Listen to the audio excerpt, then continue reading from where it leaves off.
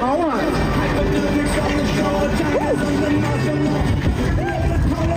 Good job. Knees up.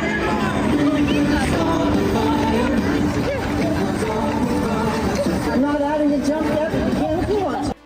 We didn't start the fire. Good morning, Rise and Freedom. An aurora borealis. That wasn't an aurora borealis last night. That was chemtrails. The government's hiding it from us. I saw it. And Bigfoot, too. No. The aurora borealis is what Candace Owens has always said it is. Fake and gay. The aurora borealis killed Charlie Kirk. I'm just asking questions. Welcome to the Wake Up America show. I'm your host, Austin Peterson. Without suburban dadcore, the world would be a far less cool place. Everybody needs some suburban dadcore. Notice my flannel today in honor of suburban dads. Wake Up America. I'm Austin Peterson. The show where your freedom is caffeinated. The facts are hot, hotter than founding flavors. And the government is always slightly tipsy on your tax dollars. Well, the Great American Shutdown circus finally packing up the tent. The Senate says it's over. The House says almost. Wait a moment. Hey there. Hold on. Wait a minute. Bureaucrats are already counting their back pay for a month spent at home watching Netflix. Federal workers get full pay for not working, which, to be fair, means they're finally living like Congress. Yo. Welcome. Nelson65, Drew Van Runkle, Quest Fanning, Booty Sweat. Why don't you put some booty sweat on it? Hit me again, Ike. Small business owners, what are we getting? We get invoices. We don't get vacation days. Families, we get inflation, not inspiration. And we're supposed to clap because Washington solved a crisis that it created. They're not governing.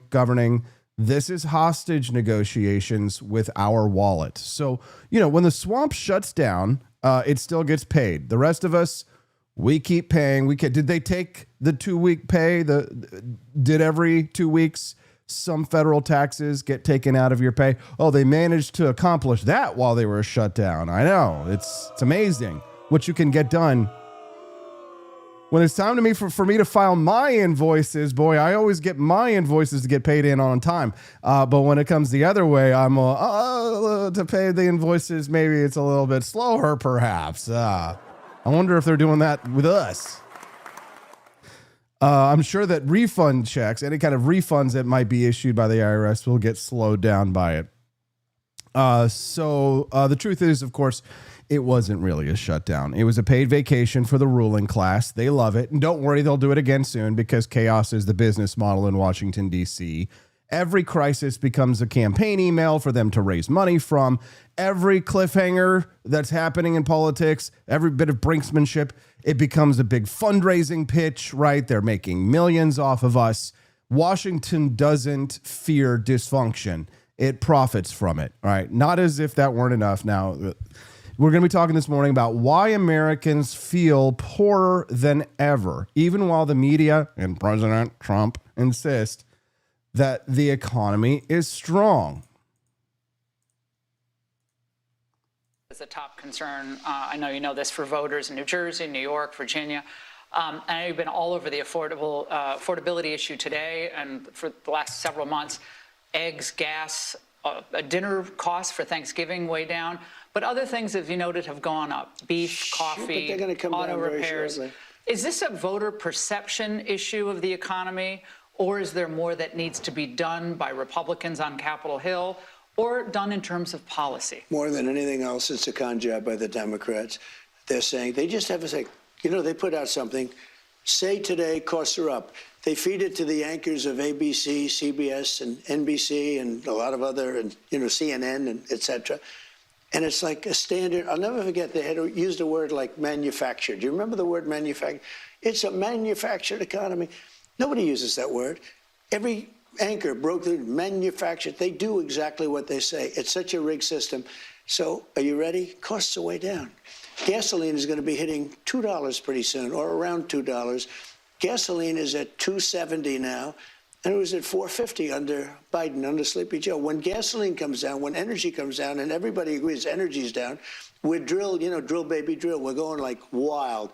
We produce more gasoline, oil and gas in the last month than we ever have before, by far. And we're going to also end up filling up the national strategic reserves, which were taken out by Biden in order to try and win an election. Didn't work out too well. They tapped in. That's supposed to be for war, for national emergency, not to get. So are you saying that voters are they're being fed a con misperceiving job. how they feel, or? So when I took over, you remember? Because you said Biden did that too, because he was saying things were great, but things weren't great. It's synonymous, Biden and Kamala, because you didn't know who the hell was campaigning. I mean, it got to a point. So I was up by 20 points on Biden or some crazy number. And they said, all right, let's get him out. We'll put a new one. This never happened to anybody. All of a sudden, I have somebody new. And they had the 6-week honeymoon, which was standard in the world of politics. You get a little honeymoon. And she had her little honeymoon, but then eventually people got to know her, too. And then they had the 60 Minutes catastrophe. So honestly, let's hear your thoughts on that. How do you guys feel about the state of the economy? How's your economy feeling? Love to hear your thoughts on that. Drop a comment below over on Rumble. Don't forget to click the like button. And if today's your first time watching the Wake Up America show, we would love to have you be a regular guest. Click the follow button as well underneath the video, because that is going to send a notification to your Rumble app to let you know that we are live, which is 5 days a week, Monday through Friday, 7 to 9 a.m. Central Time. If you identify with the founding fathers, you are in the right place. That's our jive here. That's our crowd. We love liberty. We love the United States. And we'd love to have you be a regular guest and join our community. So we're talking about the Great Affordability Mirage, and we're going to get into that in the second segment of the first hour. From the death of the American dream for Gen Z to the $1 trillion interest bomb that's ticking beneath the federal debt, we're going to break down why everything feels so expensive, at least for me. And I don't know about you. Maybe you're upper middle class and you've got reserves of cash just running out of the place. But let me tell you, when you run a business like mine, money just flies out the door here. Like I know what it's like now to be a dad and have the door open and be like, close the door, the heating bills, trying to keep this place warm. As you can see, it's 34 degrees right here in Jefferson City. Put on a sweater. I can now identify with that. Suburban dad core indeed. We're going to talk about why everything feels so expensive and why Bidenomics is still burning a hole in our grocery carts. So then at 8 o'clock this morning, the one and only Judge Andrew Napolitano joins me to talk about the Supreme Court pileup, mail-in ballots, Trump's tariff powers, SNAP funding, and his new column on the White House trying to label ideologies as domestic terrorism. He'll explain what it means when presidents think they can outlaw ideas and why the First Amendment was written to protect speech they hate, not speech they like. That's the great Judge Napolitano at 8 o'clock. At 8:30, economist Dr. Vance Ginn will be here. No time for love, Dr. Ginn. We'll be here to cut through the noise on the affordability crisis. He's going to bring receipts, real data. We're going to talk about wages, inflation, housing, and the debt bomb that Congress just rearmed with this spending bill. Spoiler alert, guys, the math doesn't lie. Washington absolutely will lie. So, and since we're talking about economics, holiday shopping season is here. Please, sir, could I have some more? Your dollars can do something patriotic today. Holiday shopping is here. Head to forlibertyshop.com. Get some gifts that are going to make a statement and show support. Get a mug, a shirt, or a box of Founding Flavors coffee. We have some holiday staff picks here. You can see our all-time bestseller, Jeffersonian Java. People freaking love it. They love it so much. They love it so stinking much. And if you put a box of Martha's Mint and Jeffersonian Java in your cart, both, then you're going to be very happy. You're going to be pleased with what you see because we have lowered our prices for bulk orders. Do I want whole bean? Do I want ground? What do I want? Let's click whole bean and see what happens. Okay, we're going to add that to our cart. Martha's Mint. It's delicious. All right, we're not ready to check out that yet, though, because, I should have not done that. Add to cart. And we're good here. I'm just going to leave that in my cart. Now, let's go down and scroll down the bottom because I need to get to Jeffersonian Java as quickly as possible. We come down here to Jeffersonian Java. We note that we just want to do a one-time purchase. We're not subscribing. We add in, we want whole bean as well. We choose whole bean. And I like it so much that I add it to my cart. Now, what happens in my cart? I want to go check out. Hopefully, I'm not going to dox myself. Make sure it doesn't show my personal information here, guys, before I pull this up. Yeah, it appears to be. Yeah, I don't want it to like show my credit card number or something like that. But you will see the discount in the cart when you go through to pay, because when you buy more than one box, you save. Once you guys try it, you will love it. If you don't, I will buy it back from you, so you take no risk. Get yourself a couple of boxes of founding flavors. It's like a prayer, it's like an angel sighing. Dad Bod says, Revere's Rebel Roast has become my go-to. Absolutely love it. And that package has that cool Halloweenish aesthetic. Thank you, sir. Thank you. It's like an angel sighing. So here's the deal, guys. If we hit $100 raised today on the Wake Up America show, when we hit $100, that's going to unlock today's mini documentary for our members. And if we hit $150 today, then we go full tilt into the Great Grift Off, Liberty Loot Live game show, where you could win free coffee, win a free T-shirt, or maybe the wonderful prize that you wanted to give to your missus this year. So make sure that you guys are getting those Rumble rants in early and often, and visiting the Grift Shop. I think I could solve the fertility crisis in the United States if every girl who's watching this, or lady or woman or what have you, gets herself a Betsy Ross flag embroidered sweater and these Avery red candy cane leggings together. If you show up to your man and you want to have a baby and you're wearing a Betsy Ross flag embroidered sweater and the candy cane leggings, you're going to get pregnant. All right. Now I have a machine gun sweatshirt. Well, that's for him. So get him that and stock up. It's Christmas time. Time to stimulate my economy. You're listening to Wake Up America, where liberty isn't just an idea. This is how we wake up 5 days a week. So, all right, let's talk about it, right? So the United States Senate just voted 60-40 to send a funding bill to the House. They're going to reopen the government after the longest shutdown in U.S. history. Boo. No, God, please, no. Not where I wanted to see. I was hoping they'd stay shut forever, but we all knew it wasn't going to happen. So 41 days of political theater. Millions of Americans inconvenienced, flights canceled, delayed, all because they can't get their together. The thing about it that's the most infuriating, I mean, not that the money gets blown and the schedules are blown up. The thing that's most infuriating to me is the paycheck for the non-work. It's the biggest insult that we have when it comes to this. It's always the fact that so many of these people are actually going to get back pay and they didn't do jack, right? Think of your worst months that you've had in business, right? Invoices are late, right? Bills are piling up. Clients are slipping, right? You maybe you have to cut a salary. You might have to let somebody go. You might have to ask staff to tighten their belts and cut back on pay or bonuses or things like that.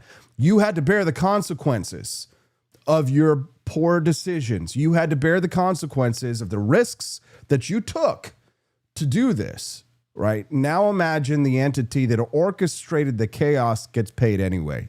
That's Washington. I don't really pay myself over here, by the way, on the Wake Up America show and the For Liberty Network. You know, everybody gets paid. Everybody eats before daddy eats.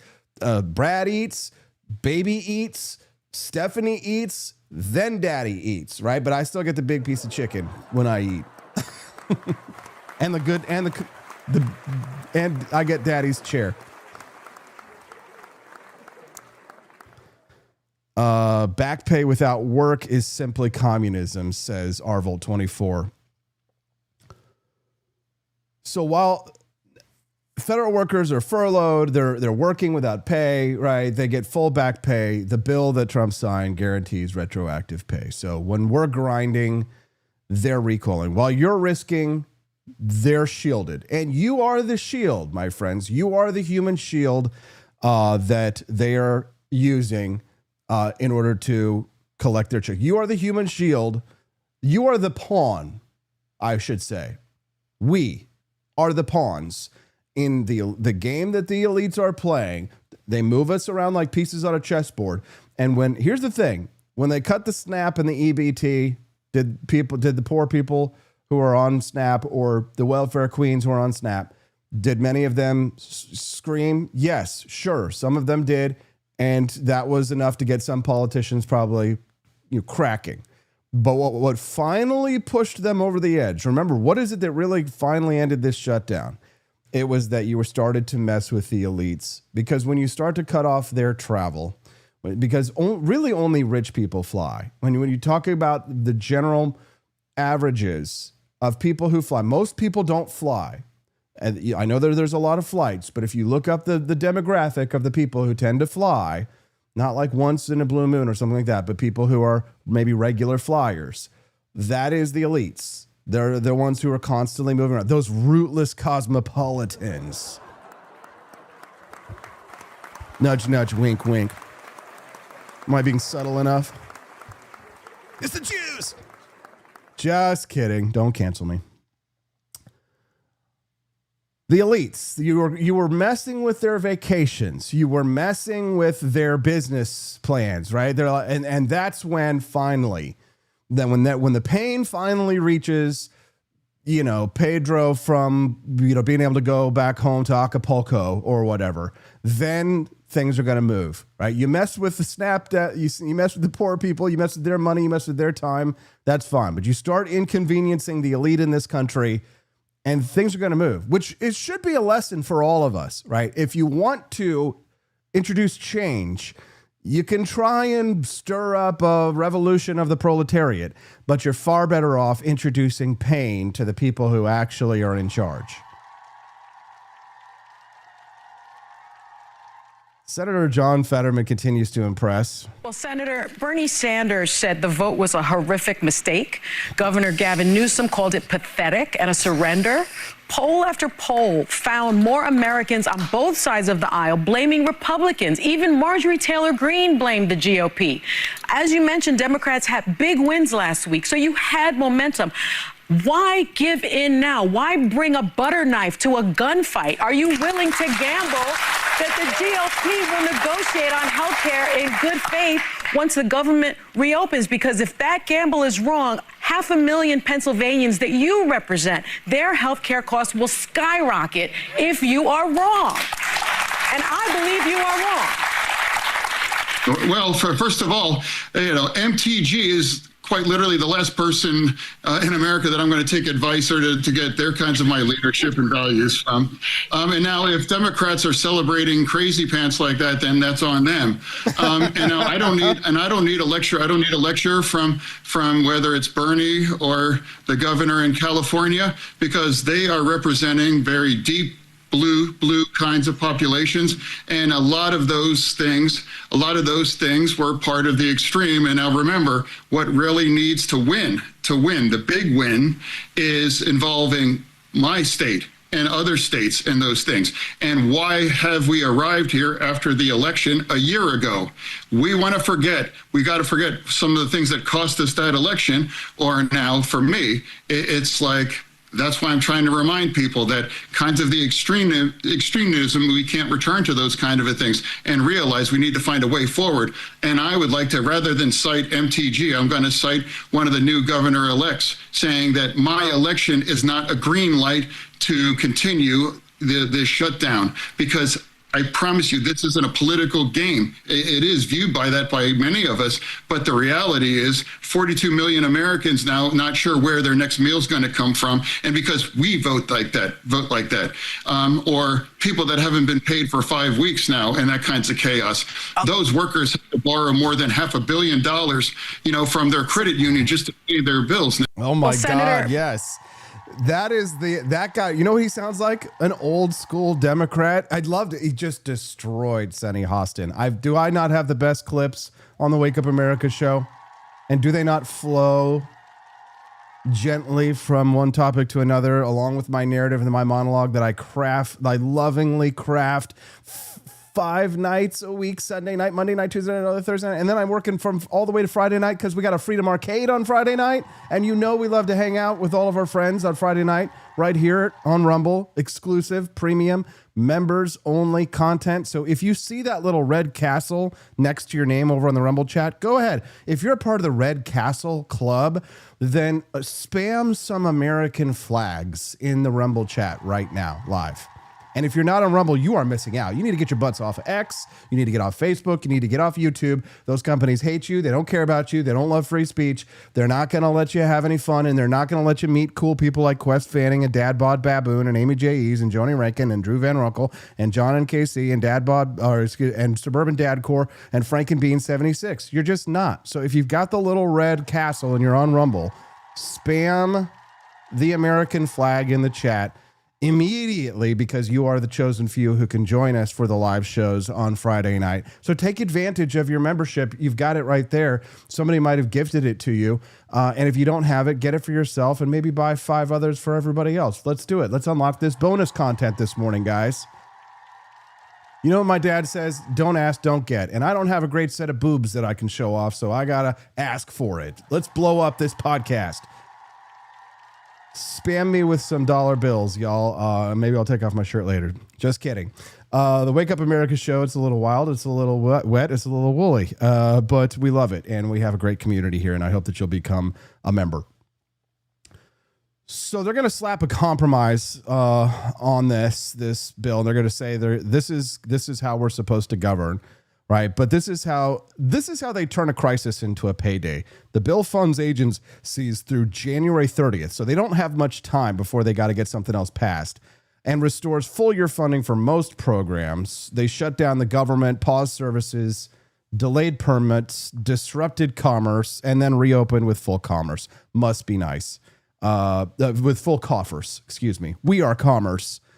They have coffers. Our coffers. Right? You shut your business down for a week, you don't get a bailout. You get consequences. When I take a day off, I feel it. I pay for it, for sure. It must be nice to have a paid time off. Not that money workers are taking advantage of it, as we have learned. If you have your PTO, guys, take advantage of it. Use it. But no, you will pay the price. Somebody's going to pay the price. If they shut down the country for 6 weeks, they get full pay. Money flows like nothing happened, right? According to CBO, this shutdown is going to cost $7 to $14 billion, and it could shave off 1% to 2% of the GDP. So you pay, I pay, we pay in lost output, uncertainty. You know, the government doesn't pay it all, right? So this is not about just one mistake that they made. This is the system, right? Every shutdown is a marketing strategy, right? We're in crisis. Send money. Hurry. The government has been in a perpetual state of crisis since the early 1990s, right? They threaten shutdown. They raise panic. They raise funds, which is why this continues on, why this is going on. And then they resolve at higher spending levels. And then they say, oh, we saved you. Look, we're back. We kept you safe, right? More funding, please, right? They threaten us and they fundraise off of the panic, right? And you know what kills innovation? Unpredictability, right? But they're unpredictable on purpose, right? They thrive on turbulence, the swamp, because turbulence hides the theft that is going on right now. It's one hand distracting while the other hand pushes the button on the stream deck, if you will. It's this hand's doing this, but I'm pushing buttons. See me here? Wah! There's no producer. It's just me, right? You don't know how powerful we are, right? Because we're just, some of us, so many of us, asleep or over-medicated. No offense, Drew Van Runkle there. We love you, bud. Think about how much more productive you'd be. I know. Here comes the lecture. Just teasing you, bud. Why should we care? You are the producer class. What you do today to stimulate the American economy, what you do today to provide value to your boss in your workplace, you should care. Right? Because this is not an academic exercise. Life is not a test, right? Your mortgage payments probably rising. I know ours are. It's the insurance, right? The insurance, and God forgive you, bless you, if you've got some kind of a variable rate mortgage, right? And the interest rates go up. God bless you if you got something like that. I wish you well. Like I said, if you didn't buy and get locked in during COVID-19 in terms of housing, you didn't refinance like Camellia. She was trying to refinance something that didn't happen during the pandemic. Now she's stuck paying these higher mortgage rates, right? Your real wages shrinking, right? Let's say you built something, right? Let's say you built a business, right? Or let's say you built a career for many of us, right? You have a family, right? The state decides to press pause on half the economy, endangering the marketplace, listen, if they're threatening, even if you don't own a business, right? If you're a jobber, right? You should care, because if it affects your boss, where do you think that, where does poop flow when they pour it out? When poop gets poured, which way on the hill does it flow? It comes downhill. It trickles down. They might say to all of us, but it's not the trickle down effect of Reaganomics, where money works its way through the sluices and makes its way down to we the people. It's the poop that rolls downhill that comes from the top. Suburban dad, he got lucky. He locked in at 3. John got 2.5. We got 3.2. You are not the state. You are more than the state. And when the state acts like it's our master, then who's the servant? Who's the servant? Right? We should not tolerate this, right? We should never cheer for this, as so many have. We should call it out, and we do. This is the Wake Up America show, after all. Good morning, pineapples. Looking very good under the pineapple standard this morning. It's not about fairness, right? Because that word, of course, implies some equalizing middle ground. This is about the sovereignty of the individual above the state. This is the ethos of our libertarian nationalism. When the state rewards itself for failure while we are risking everything, it's not fair, right? It is tyranny, right? You are your own man or your own woman. Your business is your legacy, your freedom, and that includes the freedom to transact, the freedom to engage in trade is sacrosanct, right? The state is supposed to be an instrument of our liberty, not the overlord, right? If the state elevates itself and becomes above the consequences, then the instrument betrays the purpose for which it was created. It's like scissors that don't sizz, I guess. I don't. Scissors that don't sizz. Scissored. Don't go there, Austin. Don't go there. Don't go there. See, under the pineapple standard, here on the Wake Up America show, the citizen is sovereign, the state is servant, and when the state becomes the master, we resist. Good morning, pineapples. Looking very good and very nice. Let me tell you a secret. Pineapples, we won't go there. Thank you, Brad. Looks like we're well on the way to unlock that bonus content. We're back to a 2-phase rocket. Phase 1 of the rocket blasts off when we raise $100. And it's so easy to do when you go to forlibertyshop.com and you stock up on that delicious Founding Flavors coffee during the live show. But phase 2 of the rocket, the great grift off Liberty Loot Live, will unlock at $150 today. We will play a game show. You will win real prizes, but only if we reach the foundational level of $150. So let's do it. Go to forlibertyshop.com, or it's the season of gifting. So let's slice a little bit out of the pie for AP, for Liberty, for Steffi, and for baby Hazel. She's getting so big. She picked, hello? And she puts it on the back of her head and she's like, hello? It's very funny. It's very cute. And baby Hazel needs some milk. So drop some Rumble Rants, guys. It's the season of gifting. So gift for each other, gift for ourselves.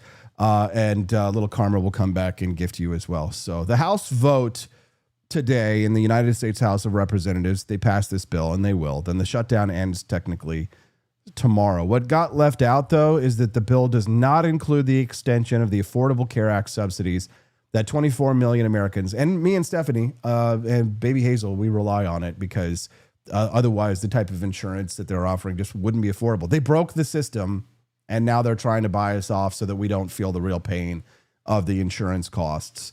I mean, what do you do? If you're lucky enough to work for employers, guys, it was, Steffi was bemoaning this the other day because every year we have to fight the insurance. We are constantly being pushed to the point of brinksmanship of negotiations with the health insurance companies and then the health care providers, and they use, you talk about pawns. It's not just the government doing it, but these massive corporations which buy the politicians, all using and abusing us, we the people, and most of us are just sitting around taking it, and most of us are taking it because you might be shielded from the impacts of this because you have insurance through your job. If you do, God bless you, and drop a couple bucks in the tip jar here. Please, sir, could I have some more? We have to fight tooth and nail just to be able to take our baby to the doctor. So the debt keeps rising in the national debt. The higher taxes are guaranteed, and of course, less opportunity if nothing changes. So the shutdown ends, but the system doesn't change. We get back on the hamster wheel. The officials who crashed this, who broke it, they carry on. The apparatus fires up again. They're going to be arresting people for going on walks in national parks, or God forbid, somebody take their own life into their hands, jump off the side of a mountain at Yellowstone and base jump down. And if they so happen to harm themselves, then, the government wasn't able to save them in time, and Darwin was doing his business anyway. So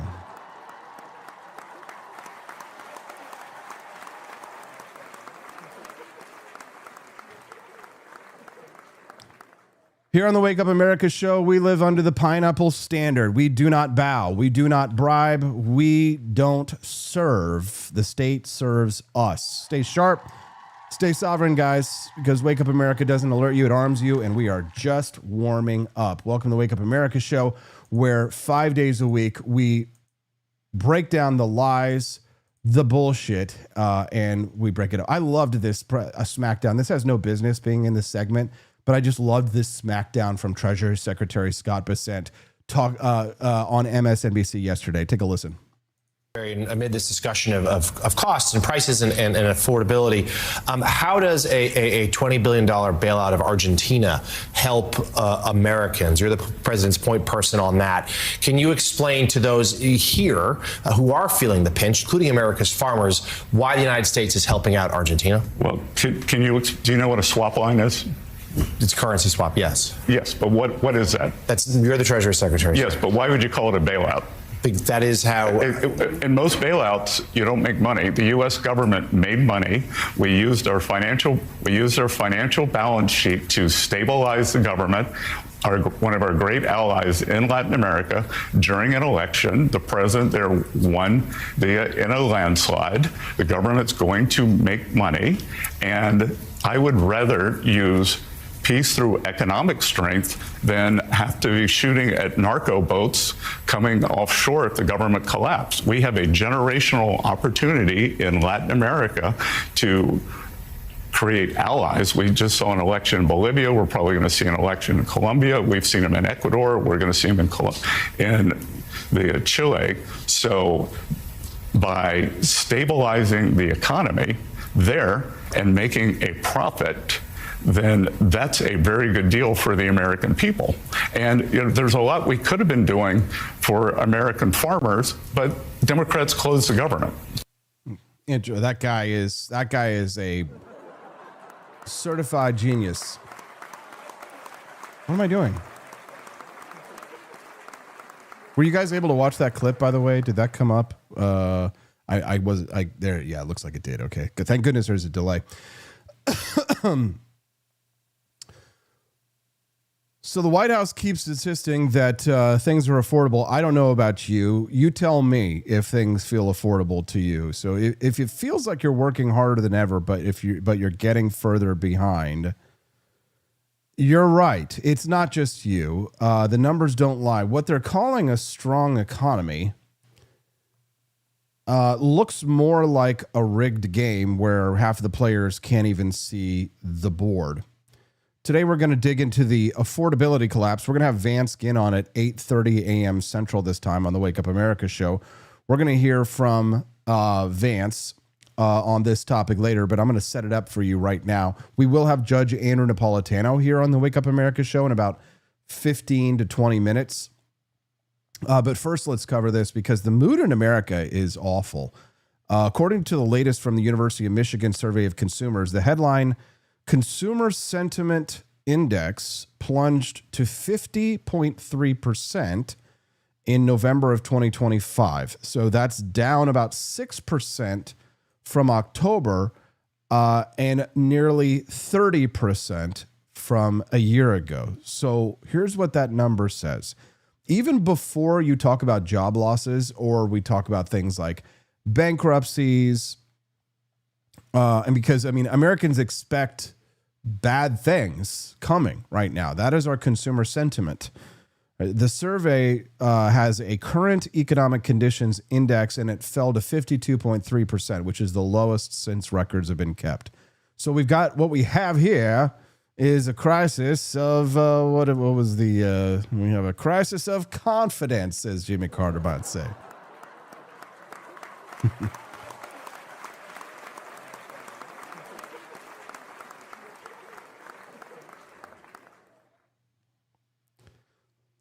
The mood is awful. And people are terrified. The ones who are holding heaps of stocks, right? When the market wins, you can call it a strong economy when the market is doing well, right? But when you don't, you call this the feel poor, pay more economy. When you're, if you're middle class, again, if you're working at a small business or you own one, you're hustling, this data matters because it means they're not losing ground accidentally. People like us, we're being pushed. Let's punch up the numbers here. You've heard them say wages are rising. They are, right? But they're not rising fast enough. Right? Real median household income is still below pre-pandemic levels when you account for the massive inflation hit that we took. And we mentioned earlier that inflation might be cooling, but for you guys, the cost of the stuff you buy, housing, energy, and insurance still climbs. Our insurance bill is going up. Our coverage is going down. We're feeling it, right? CPI shows some moderation in inflation, but the shelter index alone is up around 3.6% over the year. And meanwhile, you're paying mortgages, utilities, insurance, maybe healthcare, and your overhead is more, right? You're not in the winner's circle of stocks or luxury goods, right? Those people are winners, right? Empire-style economists talk about consumer resilience. You know what we need? Consumer resilience. We need consumer rebellion, right? You feel the squeeze. You know why? Because you are being squeezed. You are the squeeze. Here's the facts on housing and debt. Remember when homeownership was the cornerstone of American prosperity? Now mortgage rates linger around 7.5%. for 30-year loans. They want to make it 50-year loans. The inventory of homes high, but prices are not collapsing because the supply-demand narrative is warped by the regulation, credit controls, and who actually gets approved. And younger Americans, your kids, your employees, right, they are hearing that home ownership is out of reach. And for many of them, that is true. And if you're a business owner, if you're a family head, when the next generation is locked out, then the workforce is strained, consumption is muted, and growth slows, right? Debt service from the federal government alone is now $1.2 trillion, just interest. $1.2 trillion of American productivity is consumed by the banks.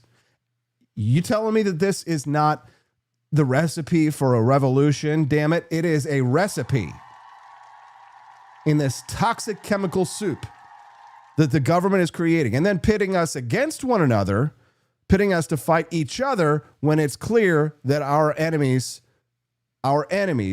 want the chaos that's happening right now. China's loving this, right?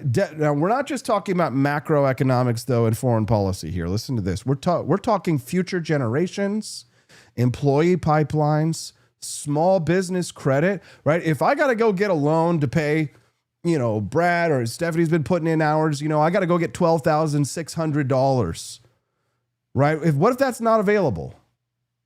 What do? Right? Do you lay people off? Do you tighten your belts here, there? You know, like, do you start watering down the baby's milk? Sorry, just buy the vitamin D milk and then water it down. We'll get 50%. We don't have to buy milk so fast. Actually, that's not a bad idea. Austin is turning me on with all this boring econ talk. Whoa. You know what somebody said last night on the Discord over at forlibertynetwork.com? It really gave me hope. It really just made me feel like, God damn it, Austin, you may not be getting the chemtrail million viewers, but you're making an impact here. Somebody said it last night. Let's see if I can pull it up. It was in the general chat. It just really made me feel good because I'm like, damn it, you're doing the right thing, AP. Here's what he said. Here it is. It's definitely infuriating, says Darth Capone, when there are major issues not only for my generation, probably younger generation, but also a lot of Americans. And the only ones in power wanting to address it are the dumb commies of the left. Good point. AP and one other political talk show I watch has talked about the housing issue in this country. And truth be told, only AP has been the most honest about the topic. Damn right. Thank you, Darth Capone. If you're not a member of the For Liberty Network community, that's where we hang out. It's like the live stream chat. It's the Pineapple Crew, but all day long going on over at forlibertynetwork.com. That's the number 4 libertynetwork.com. St. Selma says, how about breastfeeding the baby and using cloth diapers? I would breastfeed the baby, but I don't think she'd like it.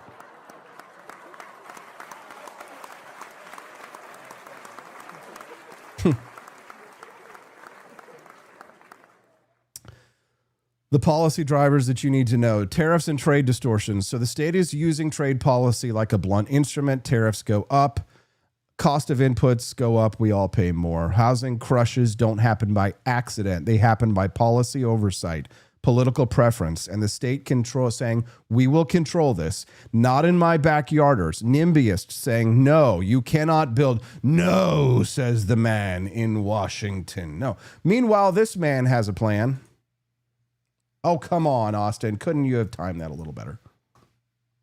If you actually want to bring down prices, if you actually want affordability, we know the things that make affordability happen here. They are free markets, deregulation, free trade, comparative advantage. That's what brings prices down. Some people are going to do a lot better than others. Some people will be victims of creative destruction. Every time you have a new industry or a more competitive business that comes up, somebody loses in that particular zero-sum game. The truth is, the vast majority of problems in the lives of Americans are not solvable by the government. If you look at a chart of the products in American life that have grown more expensive over the course of the last 30 years and the products that have grown less expensive, something shocking occurs. The products that have grown more expensive are all subsidized by the government. College education, healthcare, health insurance, right? All these things have continued to go up. And then there are, the everyday products you use, like your TV, like your phone, your dishwasher. All these things are less expensive and better. Why? Because markets work to make things cheaper and more plentiful. And government makes things significantly more expensive by skewing the incentive structures. That and the fact that he's a Jew are why they hate Ben Shapiro.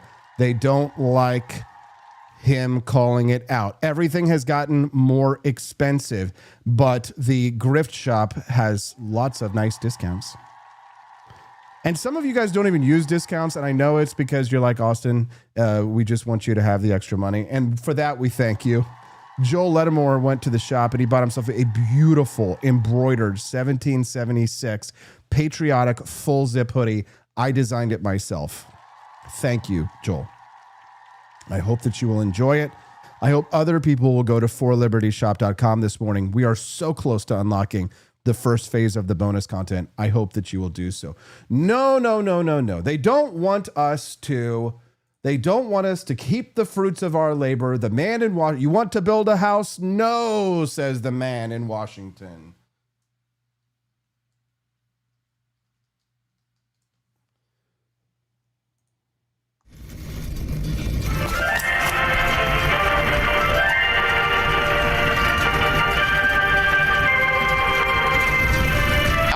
Andrew Ryan, and I'm here to ask you a question.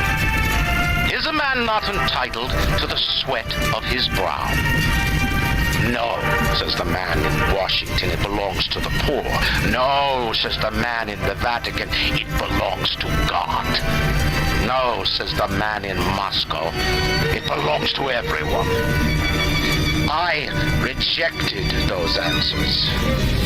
Instead, I chose something different. I chose the impossible. I chose rapture. Okay, so what do you guys say? You guys want to build a city underwater and get away from all these communists and socialists and Nazis? Let's do it. Let's build an underwater. No, you know what we do? Instead of like trying to engineer some kind of underwater dystopia, which will guarantee it will become a dystopia, let's go to the Honduras. We'll go out in the jungle and we'll live like the Mennonites do. They go down there to like Chile and Bogota, and they go out into the jungles of South America and then they set up their communities. What do you say, guys? You want to live like Mennonites? No? You don't want to live like Mennonites? Oh, okay. I guess we're stuck here in the United States then. So let's fight for it. It's our country, damn it. Let's fight for it. Fight for your right to party.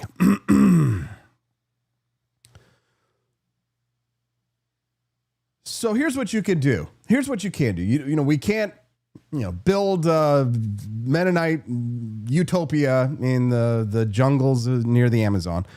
But what we can do is we can take little small steps. We can take little bits of power for ourselves. We can audit our costs of living down the line. I know we do this, right? Stephanie's going through all the books and we're all constantly trying to find ways to cut frivolous spending or cut spending out of our budget that isn't necessary. If your business, if you own a business and you're paying more for inputs because of tariffs like we are, or your family's paying more for rent because of zoning or lending, then, you should trace that to policy and find out which policies are in place that are making you suffer like that. Find out where you're being squeezed, right, Andy Opperman? Thank you, brother, for liberty. All right, stay liquid, stay nimble, all right, communicate with your audience, your clients, your team, guys, to talk to the people in your life. Right? Show them that you're aware. If we want to build a movement that's going to take this country back, people don't care how much you know until they know how much you care. So show them how much you care, guys. Pay attention to what's going on around you. And I know that I'm sort of preaching to the choir, because if you're the type of person who overcame a humongous speed bump to get to the Wake Up America show, and you're watching rumble.com/AP for Liberty live right now, you're one of the 105 chosen few. You are the elites in many ways. And that's power. 105 people watching this show right now. If I had 105 people and I could mobilize you guys as an army through, say, forlibertynetwork.com, or even just here on Rumble, if I could mobilize you guys to take action, if I could get 105 people across the country, that's a movement, right? In a world of niches and micro influencers, and my influencer is micro, but my other influencer, he is very macro. That's power. That's real political power. So take it upon yourselves. We've hit the first phase, the bonus content. That means you get to watch the bonus mini documentary. Thank you, guys. Judge Andrew Napolitano. Once we hit $150, it's the Great Grift Off Liberty Loot Live, and we'll hit some real prizes. So keep it coming, guys. Go to forlibertyshop.com. Judge Napolitano's coming up next to talk about the latest in front of the Supreme Court. I love you guys. You're amazing. And you know what, St. Selma? Let's think about those cloth diapers for a minute. Maybe we should get rid of our dishwasher. And Stephanie can become the dishwasher. I'll tell her that right now. I'm sure she'll love it. We'll be right back. It's the Wake Up America show, and you're watching the For Liberty Network at forlibertynetwork.com. Trump pardons mountain runner Michelino Sunseri, who was prosecuted for using an unapproved trail. The decision is consistent with the president's avowed concerns about overcriminalization in federal regulations. In an unbelievable twist that even Hollywood couldn't write, mountain runner Michelino Sunseri announced on Facebook yesterday, "I woke up this morning to find out I've been given a presidential pardon from Donald J. Trump." Thus ends what Sunseri facetiously described as the trail trial of the century, his prosecution for taking an unauthorized route while ascending and descending Grand Teton in record time last year. Sunseri's case attracted attention as an example of overcriminalization. In particular, the ways that general statutes authorizing criminal penalties interact with a sprawling federal regulatory code to entrap people who break the law without realizing it. That description pretty clearly applied to Sunseri, who provided the evidence that led to his prosecution by posting a map of his 13-mile Grand Teton route on social media. On his way down, Sunseri briefly took a quarter-mile path known as the Old Climbers Trail that had been used by 6 of 7 previous Grand Teton record holders. As Cato Institute legal fellow Mike Fox noted in March, tour guides who charge hefty sums frequently lead hikers up the same route, which Wyophile described as a historic trail so well used that it's become a skinny single track. The National Park Service, NPS, nevertheless considered that trail closed, although it notified the public of that designation only via 2 small and ambiguous signs that could easily have been misinterpreted. As the NPS saw it, Sunseri therefore had violated 36 CFR 21B, which says a park superintendent may restrict hiking or pedestrian use to a designated trail or walkway system.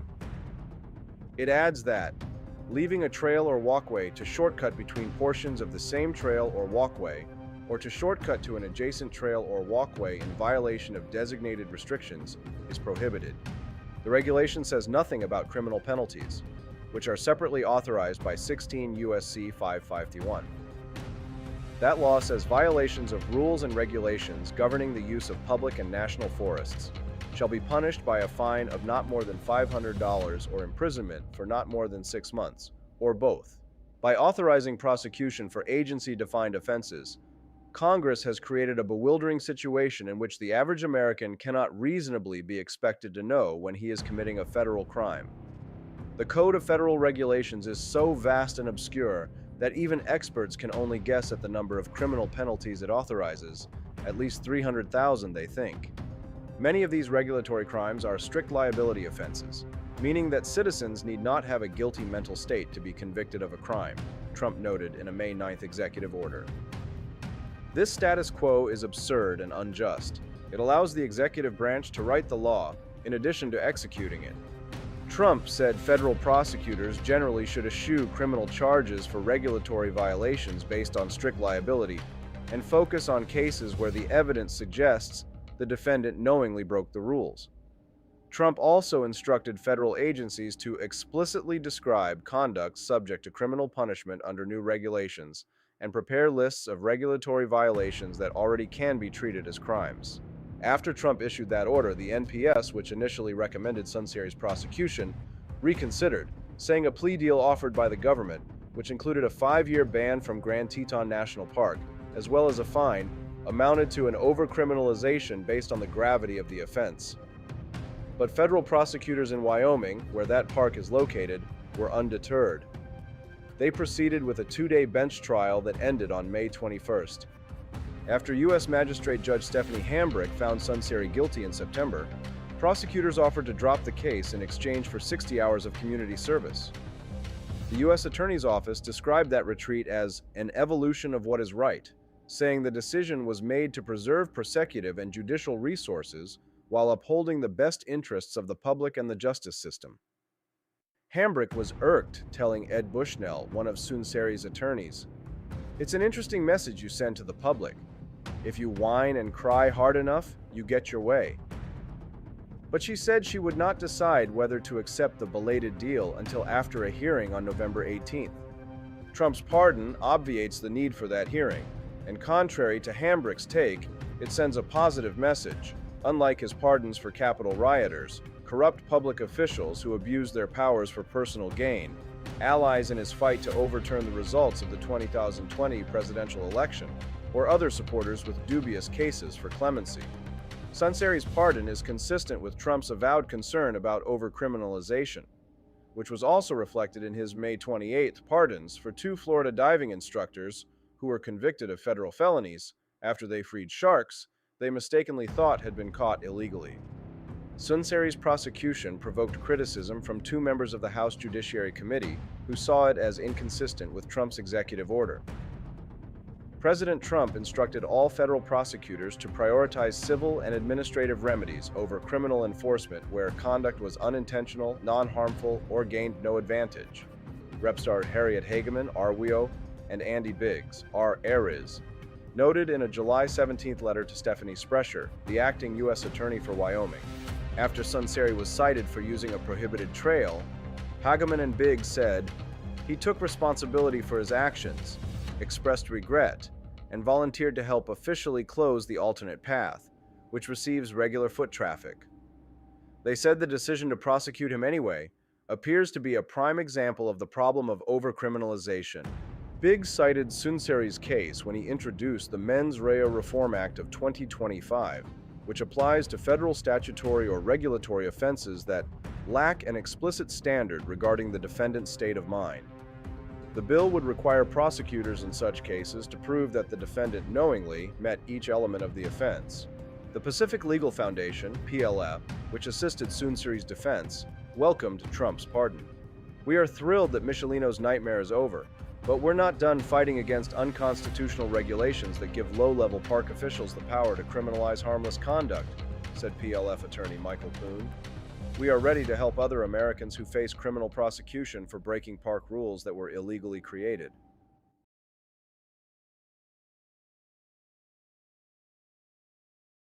When the Founding Fathers dreamed of liberty, they forgot one thing: coffee. Introducing Founding Flavors Coffee, the brew that built America, and the brew that's fueling a new revolution, one kitchen at a time. I know a lot of Republicans, I know a lot of Democrats. They're cut from different cloths. Democrats simply don't have the cold-heartedness necessary to see people suffering and just say, let them eat cake. Yeah, but they are not the types that they're not voted repeatedly to do it. I mean, you just heard Democrats. And what was Donald Trump doing in the meantime? He doesn't have a vote in the legislature. No, he's the president of the United States, the most powerful president with Republicans in my lifetime, Scott. He never once even told them, come back to Such a joke. Good morning, Rise and Freedom. I'm Austin Peterson. You're watching and listening to the Wake Up America show on the For Liberty Network. I love having a big audience today, especially because today is Wednesday, where we go deeper into not just the news stories, but the philosophies underlying the policies that come out. This morning, we're going to talk a little bit about three massive questions. Who gets to decide how and when Americans vote? The states or the federal government? And is the president free to wield emergency powers like a trading card and impose tariffs with no oversight? And maybe most disturbingly of all, can the government declare an ideology a domestic terrorist organization and disrupt speech before violence occurs? Joining us now to answer those questions is a great legal analyst, a liberty champion, former judge, all rise, Andrew Napolitano joins us live here on Wednesday morning. Good morning, Judge. Good morning, Austin. Pleasure to be with you, my friend, as always. Justin, good to have you here, Judge. National Security Presidential Memorandum 7. What is it and why should we be concerned? One of the few documents that Donald Trump signed in private, I could say in secret, and without any public fanfare, directs federal law enforcement, which should not exist and is not countenanced by the Constitution, but there are hundreds of thousands of federal cops if you add DEA, DHS, FBI together. It directs federal law enforcement to disrupt the speeches of people who are in the president's view, anti-Christian, anti-capitalist, anti-American. He singles out Antifa, but he does not limit it to that. He directs them to disrupt their speeches and disrupt the speeches of those who support them and disrupt the speeches before they're even articulated. This is a profound violation of the First Amendment. It's a profound violation of the Fifth Amendment because it's punishment without due process. It's worse than Woodrow Wilson prosecuting Princeton students for reading the Declaration of Independence aloud outside draft office. I could see you doing that in your youth. It is a return to the pre-Brandenburg days. That's the 1969 Supreme Court opinion that liberates people to say whatever they want. 1969, before the Supreme Court finally interpreted the First Amendment as Madison intended it. But it will bring us back to a repressive era in which the federal government is evaluating the content of speech and, without due process, disturbing the speech it hates and fears. That's what this private, secret, unannounced, national security memorandum is all about. Judge, the attacks on the First Amendment in this country, it's not some fresh concept that freedom of speech would be suppressed by our government. The attacks on the First Amendment began almost before the ink was dry on the document of after the signing of the Constitution, wasn't it? Yes, it began with the Alien and Sedition Acts in the presidency of John Adams. So the country as we know it under the Constitution was only 10 years old at the time.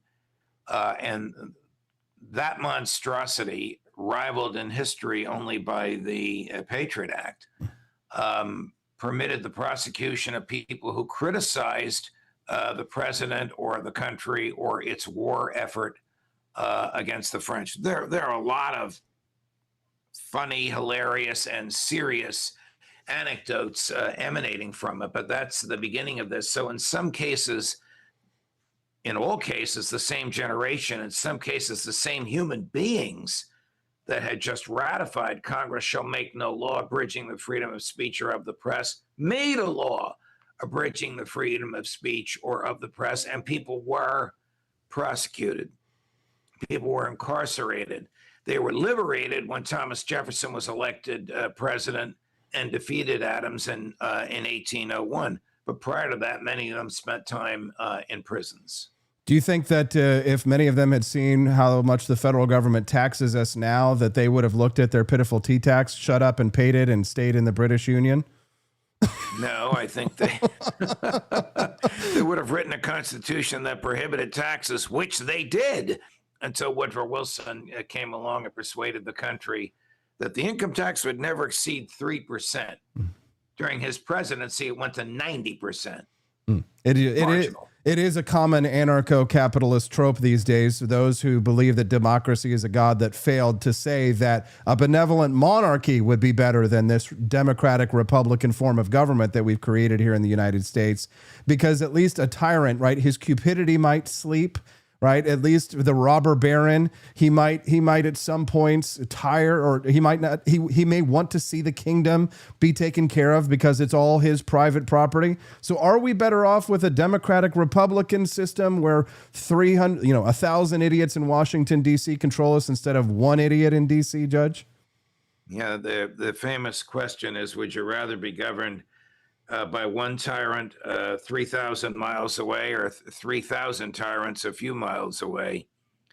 If you read Hans Hermann Hoppe's Democracy, the God That Failed, you'll come down decidedly on the side of a benevolent, benign monarch, as opposed to the mob rule that we have today. I can't really answer the question except to say that the framers never envisioned the monstrosity that we have today. We talked earlier about federal police. I mean, there are literally about 250,000 federal cops out there, and they don't wear uniforms. You don't know who they are. In some cases, just ask the people of Chicago into whose apartments they came by breaking the windows on the 5th floor with their boots as they rappelled down ropes from helicopters wearing masks.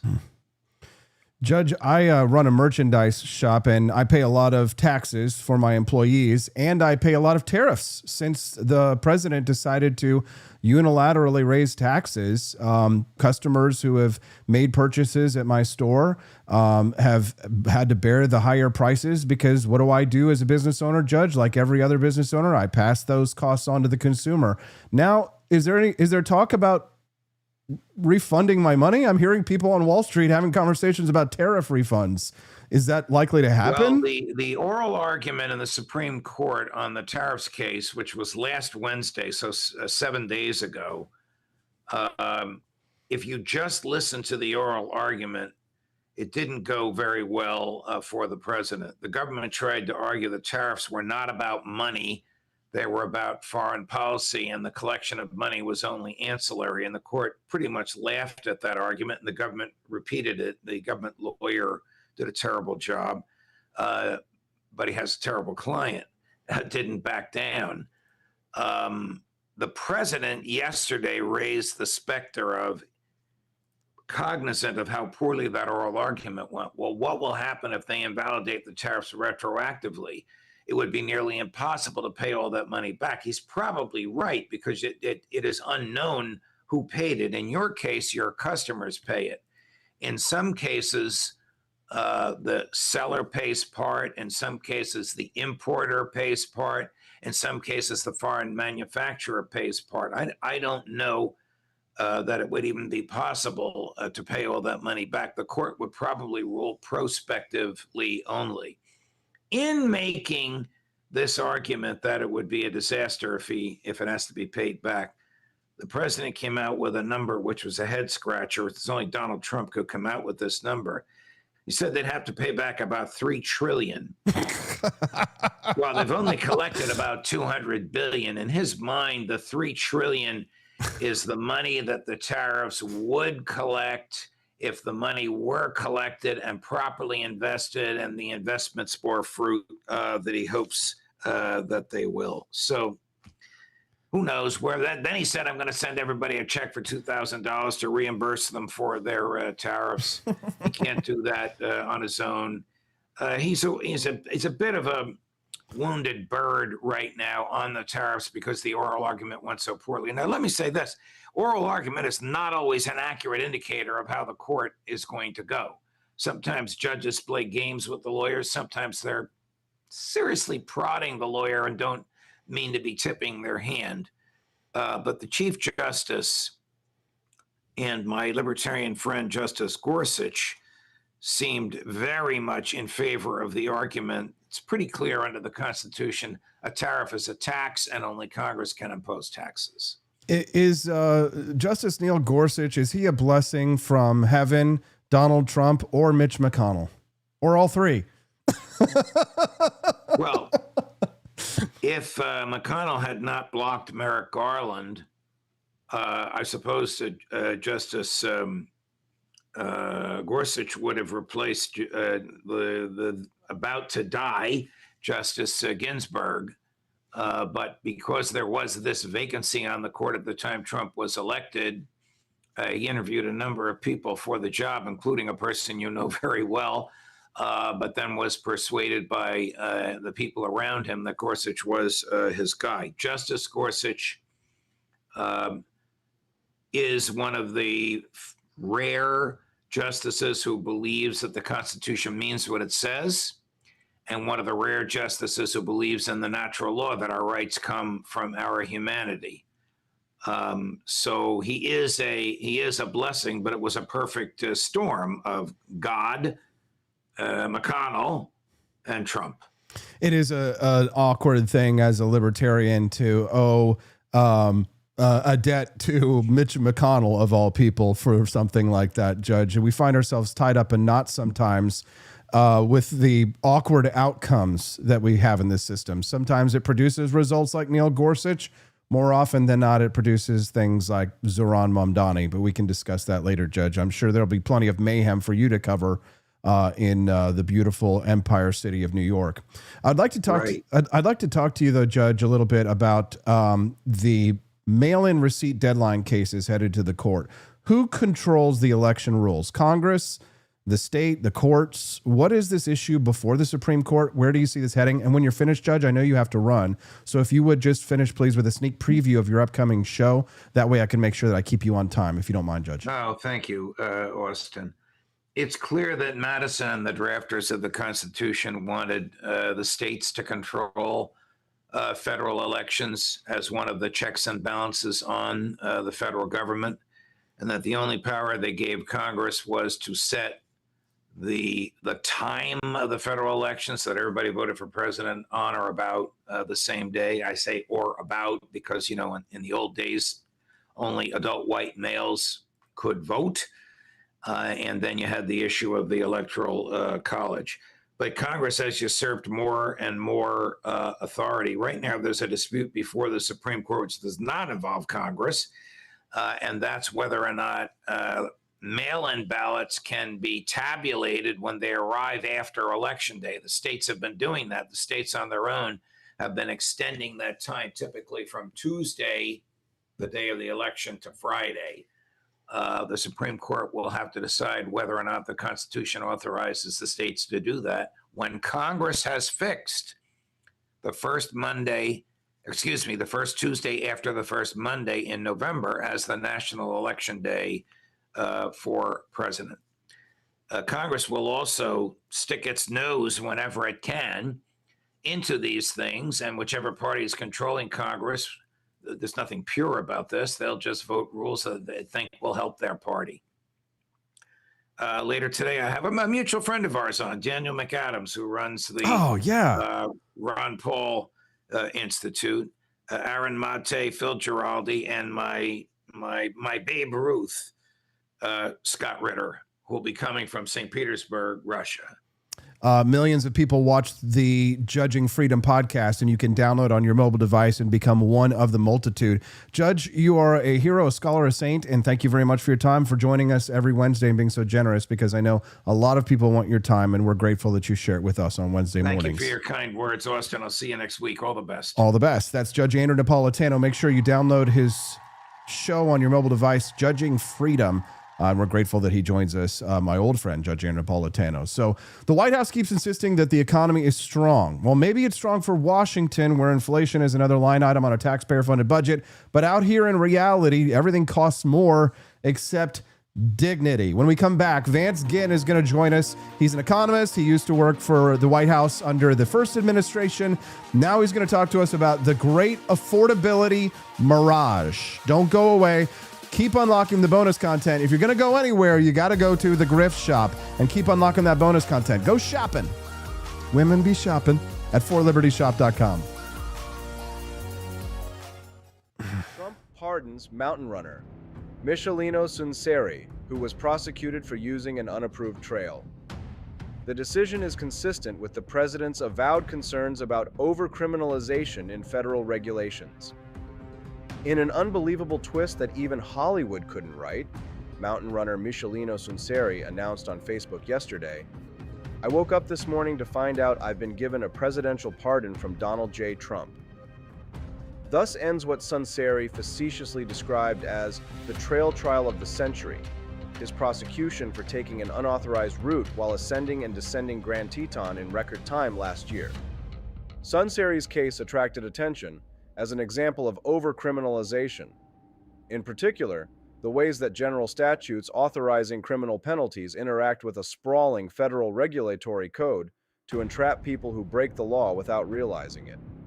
That description pretty clearly applied to Sunseri, who provided the evidence that led to his prosecution by posting a map of his 13-mile Grand Teton route on social media. On his way down, Sunseri briefly took a quarter-mile path known as the Old Climbers Trail, that had been used by 6 of 7 previous Grand Teton record holders. As Cato Institute legal fellow Mike Fox noted in March, tour guides who charge hefty sums frequently lead hikers up the same route, which Wyophile described as a historic trail so well used that it's become a skinny single track. The National Park Service, NPS, nevertheless considered that trail closed, although it notified the public of that designation only via 2 small and ambiguous signs that could easily have been misinterpreted. As the NPS saw it, Sunseri therefore had violated 36 CFR 21B, which says a park superintendent may restrict hiking or pedestrian use to a designated trail or walkway system. It adds that leaving a trail or walkway to shortcut between portions of the same trail or walkway, or to shortcut to an adjacent trail or walkway in violation of designated restrictions, is prohibited. The regulation says nothing about criminal penalties, which are separately authorized by 16 U.S.C. 551. That law says violations of rules and regulations governing the use of public and national forests shall be punished by a fine of not more than $500 or imprisonment for not more than 6 months, or both. By authorizing prosecution for agency-defined offenses, Congress has created a bewildering situation in which the average American cannot reasonably be expected to know when he is committing a federal crime. The Code of Federal Regulations is so vast and obscure that even experts can only guess at the number of criminal penalties it authorizes, at least 300,000 they think. Many of these regulatory crimes are strict liability offenses, meaning that citizens need not have a guilty mental state to be convicted of a crime. Trump noted in a May 9th executive order. This status quo is absurd and unjust. It allows the executive branch to write the law in addition to executing it. Trump said federal prosecutors generally should eschew criminal charges for regulatory violations based on strict liability and focus on cases where the evidence suggests the defendant knowingly broke the rules. Trump also instructed federal agencies to explicitly describe conduct subject to criminal punishment under new regulations and prepare lists of regulatory violations that already can be treated as crimes. After Trump issued that order, the NPS, which initially recommended Sunseri's prosecution, reconsidered, saying a plea deal offered by the government, which included a 5-year ban from Grand Teton National Park, as well as a fine, amounted to an overcriminalization based on the gravity of the offense. But federal prosecutors in Wyoming, where that park is located, were undeterred. They proceeded with a 2-day bench trial that ended on May 21st. After U.S. Magistrate Judge Stephanie Hambrick found Sunseri guilty in September, prosecutors offered to drop the case in exchange for 60 hours of community service.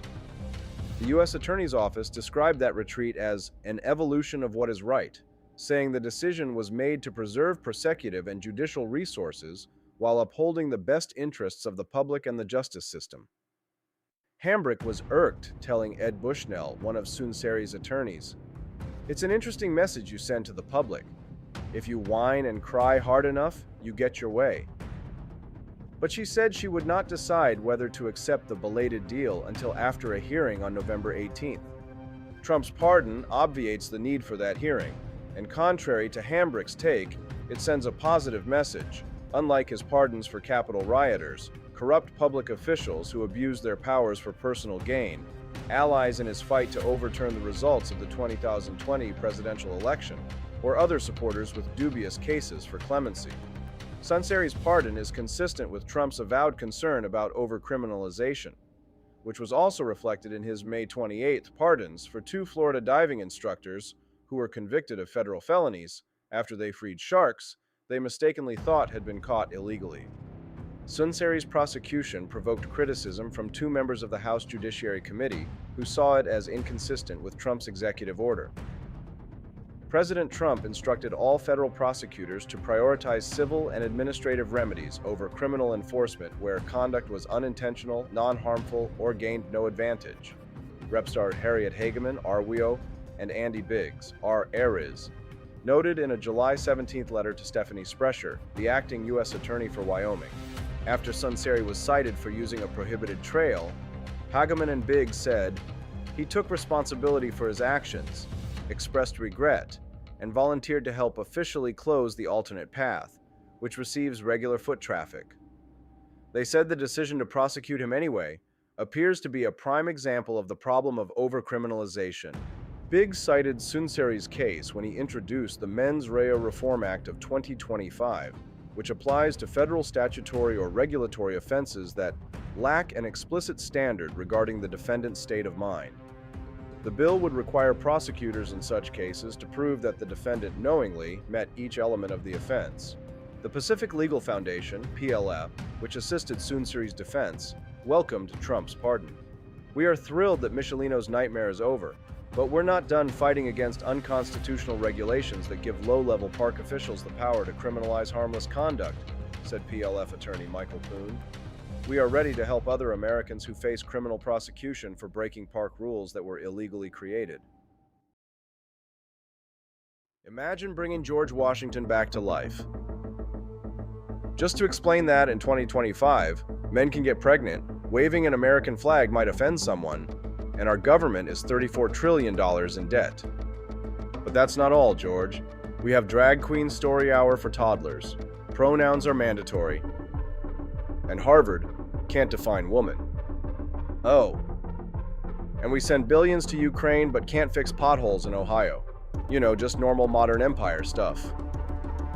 I'm sure he'd be totally cool with it. Right after he finishes reloading. He didn't cross the Delaware for this nonsense, but you can carry on the fight with gear that would have made King George cry. Shop bold, shop free, shop4libertyshop.com.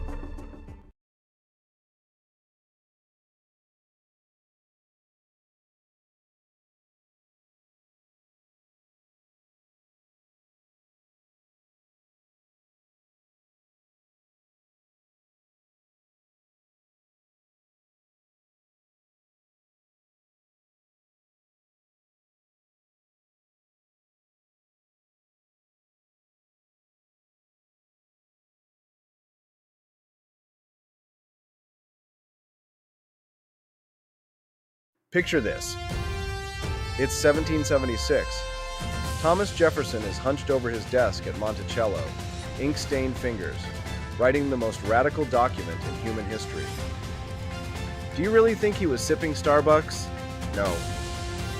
He was drinking something bold, something black, something brewed strong enough to fuel a revolution. That's the spirit behind Founding Flavors, our signature line of liberty-fueled coffee. No soy froth, no climate guilt, no corporate slogans. Just real coffee, inspired by the men who wrote freedom into existence. Every cup is a quiet protest. Against mediocrity, against tyranny, against bad coffee. So this morning, skip the globalist brew. Grab something worthy of a free man's sunrise. Founding Flavors. Now brewing at forlibertyshop.com.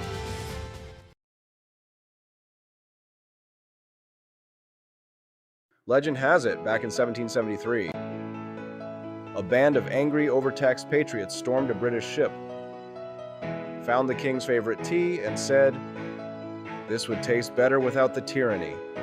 Then they tossed it overboard. Fast forward to today. That revolutionary spirit lives on in Boston Harbor Black, the boldest brew in the For Libert tea lineup. It's dark, it's smooth, it's unapologetically American, just like the folks who drink it. Whether you're sweetening it up on the front porch or drinking it straight like a Minuteman before battle, this isn't tea for royalty, it's tea for rebels. No fake flavors, no corporate slogans, just a cold glass of Don't Tread on Me in liquid form. So skip the woke iced tea aisle and stock up on Boston Harbor Black at forlibertyshop.com. Because when the heat's rising, the least you can do is drink like a patriot.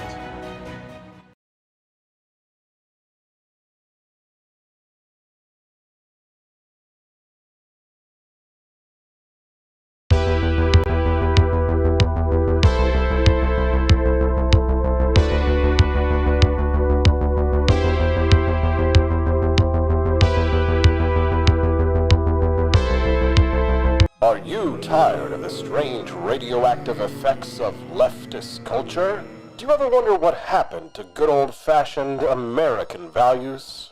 Well, fear no more, because there's a new force fighting back against the cultural rot of today. Introducing Culturama, a right-of-center talk show that's taking back the future today.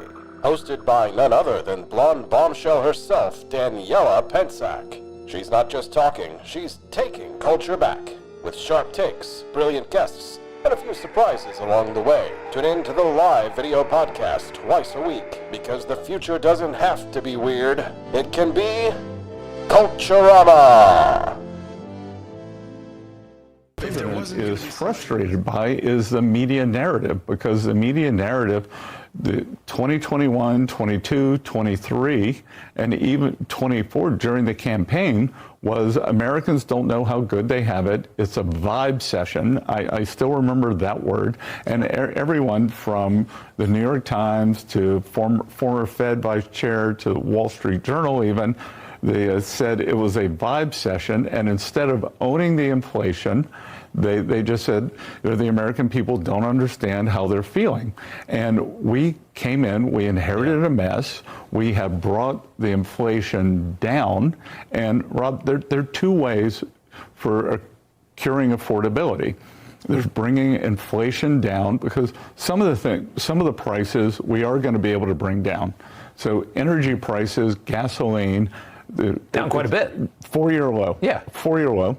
Mortgage rates, when the president was January 20th, when the president came in, 30-year mortgage, 7.08. Yesterday, 6.22. Yes. That's a huge move. It's a big difference. If we can get mortgage rates. You know things are bad when working hard has become a luxury sport. Washington's calling it a strong economy again, but out here in the real world, paychecks are buying less, groceries cost more, and the only thing going up faster than prices is the federal debt. Womp womp. Wait, I have a button for that. Womp. So to help us separate the facts from the spin, we're joined now by economist and doctor, no time for love, Dr. Ginn, Dr. Vance Ginn on his birthday. Happy birthday, Vance. Hey, thanks, Austin. It's good to be with you. Hey, glad to be here. So your former boss, Donald Trump, says all is well. Scott Bessent points out a few key figures here. So everything's fantastic and nobody's happy, or is the truth somewhere in between, Vance? What's happening? Well, Austin, I think it's somewhere in between. I mean, you have some indications that things are cheaper than they were during the Biden years. I mean, gas prices have come down some food prices have come down. That's helping a lot of families in the process. So from that side, I can see what they're talking about with Secretary Bessent and others. But at the same time, you know, we talked about this for years now, Austin, is that inflation still remains hot. I mean, it's closer to 3% than the Federal Reserve's 2% target, which means that inflation, prices, the general level of prices around us is going up at a rapid pace. Now that's controlled more by the Federal Reserve printing too much money, but it's still contributed to by the higher deficits of $2 trillion a year by Congress and the president signing those budgets and things of that nature. So I would argue that there's still a long way to go. Sure, let's take some wins where we can, but I think there's still a long way to go when you think about the cost of living when you talk to average everyday Americans. So cost of living. What are we talking about here then? Because I heard somebody say in the stream this morning that eggs have come down. So some consumer staples have come down. But when I go and I buy milk for my baby, or I go and I buy diapers, I'll tell you some of the things have not come down. So mixed bag, or what's the story? Yeah, it's a mixed bag, you know, Austin. I think when you look at the cost of living, a measure of that is the Consumer Price Index, right? CPI. That's the one that's still showing 3% year over year inflation. And so when you look at that basket, I mean, we're talking about 60,000 goods and services that are in this basket that an average typical household in urban areas would buy. That's what they're looking at, and they compare it over time. So you're right. Eggs, certain products that we're buying are going down, or at least not increasing as fast, but there are still other areas that are continuing to rise. One other area that I've seen starting to not rise as quickly has been rent, and the amount that we're paying in housing, as housing prices are coming down across the country in many places anyway, including here in Texas where I live. And so that would also help the cost of living moving forward, because that's something that's really hit people hard the last couple of years, are rent and housing prices and just shelter in general. Now, Vance, I know you're an economist, but the politics always affect the economy because of the stupid politicians. And the recent elections that occurred were widely considered to be a referendum on the cost of living. For example, the messaging that Zohran Mamdani posed in New York City to win the election was generally focused on making things more affordable. Republicans are sort of at a crossroads right now because at the moment we have the populist wave that has taken over the Republican Party, and they're kind of at war with people like yourself and myself who are more economically based. And their argument is that we need to sort of copy more of the tactics of Zohran Mamdani. And some of them also think we should maybe copy some of his economic policies as well, Vance. It's a bit of a mess. So talk us through some of like the political implications of what we're seeing and where the Republican Party is right now, the messaging compared to the Democrats. Yeah, it's a great point, Austin. I think we're seeing less and less distance between a lot of these policies. You know, what we're seeing is that if we just have the right people in charge and have government do this, that, and another, then we can get the outcomes we want. That's what we're hearing from conservatives. And on the other side, and progressives, I think it's more about how do we expand government to get the outcomes that we want. So there's a lot of a similarity between these two kind of pushes. And I'm hopeful that we can get back to what you and I have been talking about for a long time is free markets and individual liberty, personal responsibility. I think those are the things that are really going to get us going forward. And so what does that mean? That means that we really got to do something about the budget. The Republicans have talked a pretty good game for decades, but we're still continuing to see massive increases in spending over time at the same time that they want to give out tax cuts. And I'm for the tax cuts, don't get me wrong.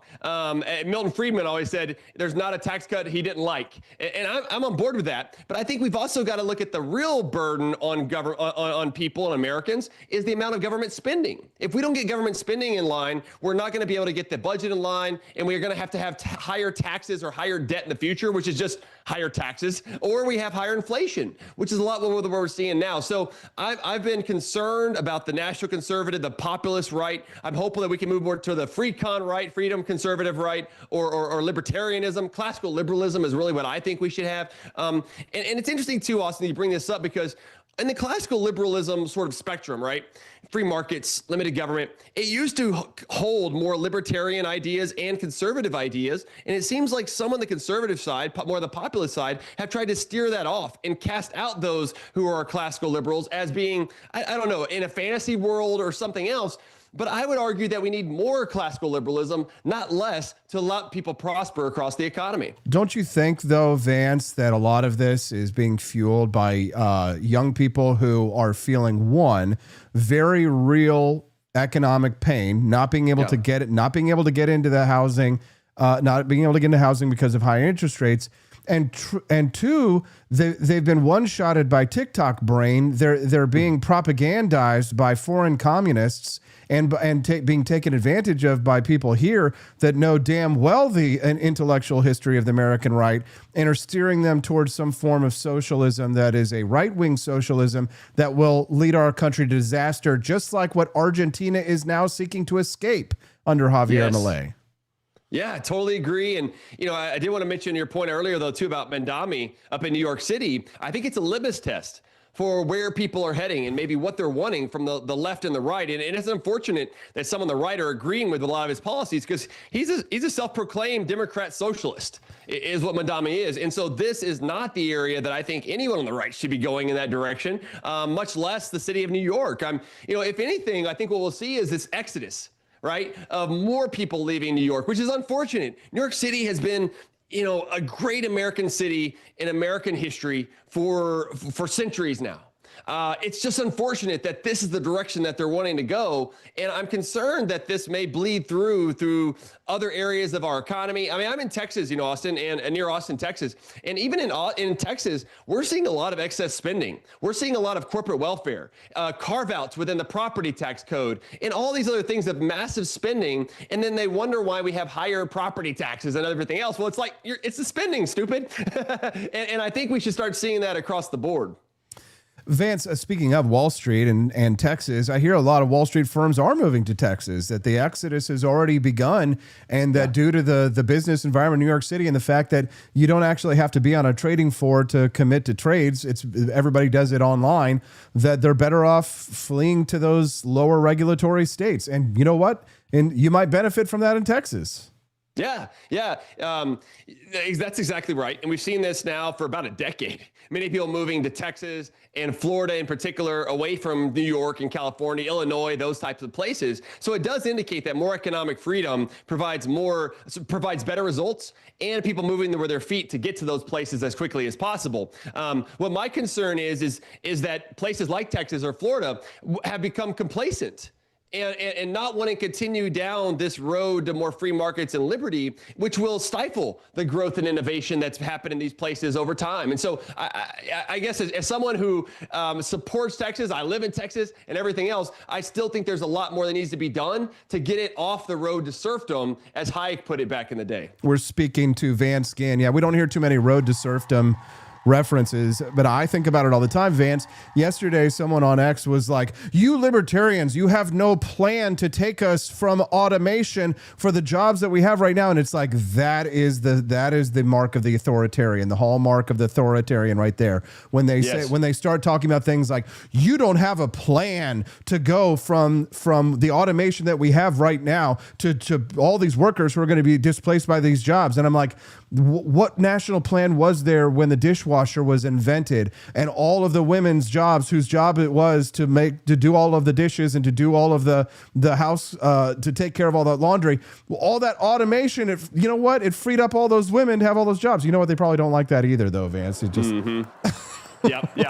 Oh no, what will we do without a plan? Right. We might have more free time, Vance. We can't have that. Yeah, central planning never works. I mean, I've really been, and you know, I know you're on board with this too with Milei. I think Milei is showing us the right direction. More free markets. They've had some troubles here and there, but you know, And some people push back on me and be like, hey, you've been a big fan of Malay and look at the issues they have going on. When you go from a communist dictatorship and socialism and you break those bonds, you break those chains, the marketplace takes time to correct. It just doesn't correct overnight. And so you're going to see some bumps, some speed bumps along the way, but overall they're heading in a good direction. And I think that's what we should be seeing here in America, is breaking up this regulation, dezoning or getting rezoning out of the way so we can have more housing supply. Imagine that. Or thinking about, to your point, of planning for the AI revolution and what that's going to mean. As soon as you start planning from government, the worse off people are going to be, because they're always going to get it wrong. They don't have the knowledge as the millions of people in the marketplace do to decide what should happen. And this was a failure during COVID and the shutdowns, and it would be a failure now if we decide to stop the progress that's happening because of fear and instead allow for optimism and hope to really bring about the future, because I really think the AI revolution is going to revolutionize our lives in so many ways that we have no idea what it's going to be. It's insane. It's only just now starting to work its way out into the consumer and commercial market. And I actually have an online course, Vance. This isn't just a plug, where for $150 I teach them $150,000 worth of AI knowledge on my website because the productivity gains, there's so much data and analytics. Like, let's just say like my website, right? I have a shop and I sell like libertarian shirts and coffee and all that kind of stuff. I didn't even know what questions to ask the AI about what's wrong. Why do people go in and do this and then not make a purchase? What's wrong? And it's answering all these questions for me like, oh my God. And I feel so stupid, but then I'm just like, no, this is going to turn, this is like, it's like nitroglycerin in our tanks. But I digress. I don't want to go off on that, but people should definitely go buy my AI course at forlibertyshop.com. But when you brought up Javier Milei and you brought up what he's doing and you, like you said, from communism to libertarianism overnight, it reminds me of what Thomas Jefferson said to the Marquis de Lafayette, April 2nd, 1790. He says, but we are not to expect to be translated from despotism to liberty in a feather bed. Which means that things like this currency swap that Scott Bessent did that actually made the American people money, guess what? Yeah. Guess what? Looking the other way, Vance. Am I not a real libertarian? Who gives a shit? I don't care who gives a shit what Hans Hermann Hoppe thinks. He is he is not the man in the arena. And I know you're an egghead and I know you're an economist, but Vance, to some extent, of course, you are a man in the arena. So if you don't mind, if we could finish this conversation by talking about our classical liberals or our ideological brethren. If the post-liberal right are maybe a little bit too much steroids and testosterone and not enough econ textbooks, can we not admit that maybe some of our ideological ilk need to perhaps hit the gym, maybe take some martial arts classes and learn to fight better for our ideas? Because other than Javier Milei around the world, guess what? We're not winning. We're losing on nearly every front, Vance, except for a few token victories from our friends at the Supreme Court, and God bless Neil Gorsuch. But at the end of the day, Vance, if we don't have if there's no balls on classical liberalism, then we're not going to have, there's no babies, right? With the next generation of liberty warriors, if we don't provide some level of inspiration, if we don't, again, romanticize the classics and make it classic, emphasize the classic in the liberalism, then we're going to get steamrolled by people who are not amenable to ideas. And the only thing that they're conservative about is social conservatism. They're all just Bernie Sanders, but they go to church on Sunday. Are you picking up? Are you with Hans Hermann Hoppe or are you with Javier Milei?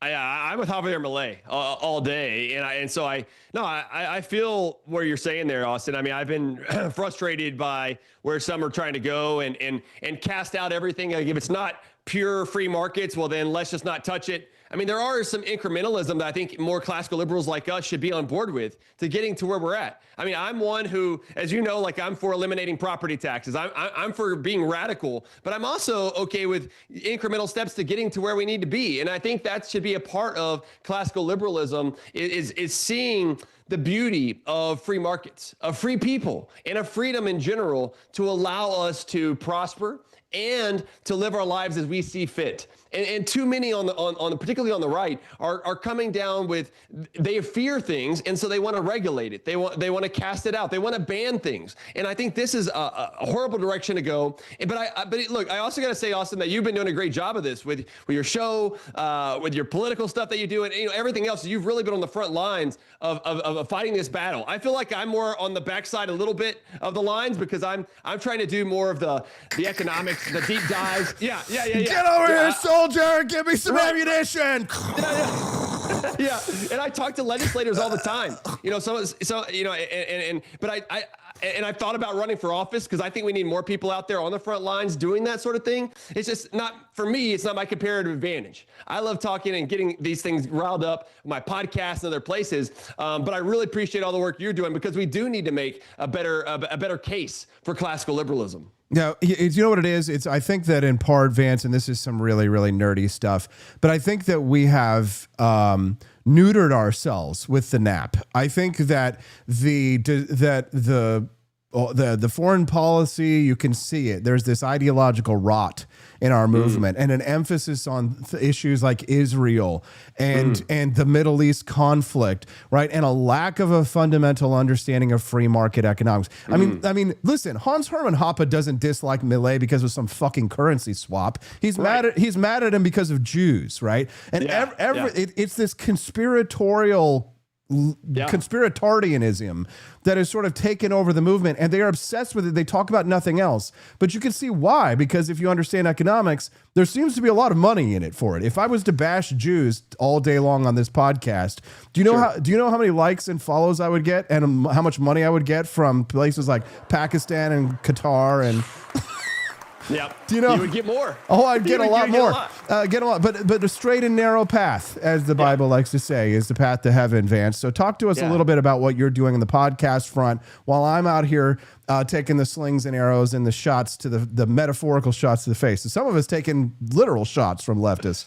Rest in peace, Charlie Kirk. It's bad. It's bad out there, Vance. When I go to these conferences, when I go and I give speeches in public, Vance, I'm looking over my shoulder to see if somebody's gonna run up and stick a katana in the side of my belly. You know what I mean? Yeah, no, ever since that happened, just real quick on this, I don't know if you have time, but man, that really shook me a lot, right? Like, I'm sure it did you. We do public speaking and try to have these debates, conversations really, and he was just speaking his mind. And it gets shot about it. And those of us that are on kind of, quote unquote, to the right, I didn't always agree with Charlie Kirk. I'd be the first one to admit that, right? And even the way he went about things. But it's unfortunate that we can't have these types of debates and discussions without people getting upset. And two, though, Austin, I wonder where you're at on this, but I also think that we've cast out it all as the left. It wasn't the left that shot Charlie Kirk, in my view. It was one man. It was an insane person that did that. But maybe I'm wrong. Maybe I'm too naive about that. I think you are wrong, and I think you are naive about that. I think it was the left. I think because it's a form of stochastic terrorism in my mind. That it's to some extent, it's like, they're encouraging it on. They're encouraging it to do advance. I mean, an individual acts for certain, but sometimes they are acting on the behest of greater powers than themselves. He was a pawn in a scheme. This guy was having sex with some transgender individual, and so he got it into himself that he was part of some political cause and political movement. This Tyler Robinson character, and he was brainwashed by these things.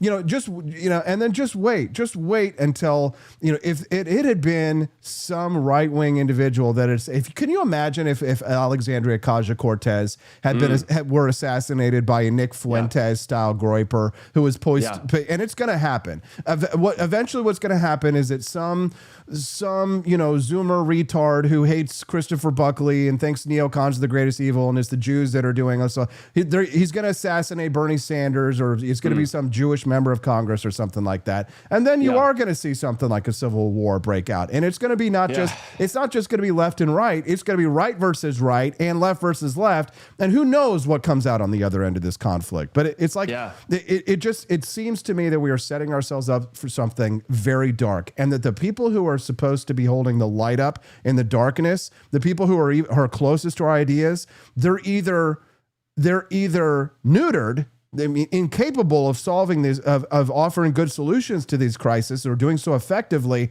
or Yeah. they're actively inking out the light that's happening because of their obsession with foreign policy and their hatred of the Jews. Am I off base here in any way, Vance? No, Am I wrong? I don't think so. I've like fought this back and forth, and I try in general not to cast out a total group because I think that there are a lot of good people on the left. I think that's maybe that's the way I ration things in my head as an economist, is trying to figure out, okay, this individual was insane. He's the one that pulled the trigger versus everyone else, because then we start having this tension on the full left and the full right that I think gets raised to a certain level that's just not healthy. And maybe we're already there, and maybe this is me being the podcaster and economist that I'm just too naive, Austin. But that's kind of where my mind has been lately. We need you on the front line, Vance. Maybe it's time to run for Congress. Vance, I think you'd be a good representative. You're much more moderate than I am in some ways, and I think that actually plays better. You'd probably be a better politician than I would. So why don't you run? Maybe, man. And I'll donate to you. Vance, you're a good man. You do have your own podcast. Yeah. You're an economist, former White House official. I'd love to hear what you're up to these days. Share with our audience, please. Yeah, Austin, I'm still doing a lot of stuff. It's always a pleasure to be on your show. Thank you for that. And I have the Let People Prosper show, which is on all the podcast platforms that are out there. You can find me on X at Vance Ginn, where I post all the time. And then my website, vanceginn.com, is where you can find my Substack newsletter and a lot more. I've started upping it now every day, Austin, to every day I'm posting and trying to get more information out there, because I feel like there's not enough out there to our whole conversation that we've had of people like us talking about it. You're doing what you do. I'm trying to do what I do, and let's keep fighting the good fight for liberty. Hey, Vance, you're a good man. Happy birthday. Thank you for being so generous with your time this morning. Look forward to having you back again real soon. Take care. Sounds good. Thank you.